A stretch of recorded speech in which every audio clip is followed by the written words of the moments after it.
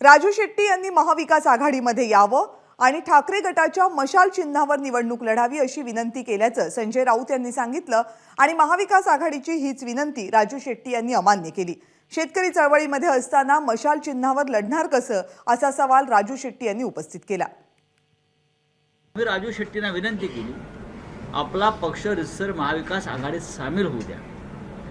आम्ही त्यांना दुसरी विनंती केली की तुम्ही मशाल हे चिन्ह घ्या, आम्ही तुम्हाला तिन्ही पक्ष पाठिंबा देतो। त्यांनी विचार करायला वेळ घेतला आणि त्यांच्याकडून निरोप आला की मला मशाल चिन्ह घेता येणार नाही। त्याच्यामुळे शिवसेनेचे आमचे माजी आमदार शाहूवाडीचे सत्यजित आबा पाटील बरं का, त्यांची उमेदवारी उद्धव साहेबांनी जाहीर केली। त्यांच्याकडून निरोप आला की तुम्ही मशाल चिन्हावर लढलं पाहिजे। आता मशाल चिन्ह हे शिवसेना उद्धव ठाकरे गटाला मिळालेलं आहे आणि ते चिन्ह घेणं याचा अर्थ मी शिवसेनेमध्ये प्रवेश करणं।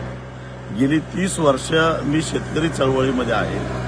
मी माझ्या आयुष्यामध्ये कुठल्याही राजकीय पक्षामध्ये काम केलेलं नाही।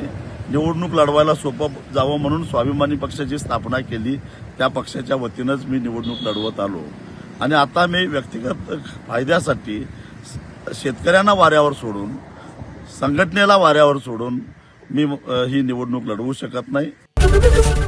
एबीपी माझा, उघडा डोळे बघा नीट।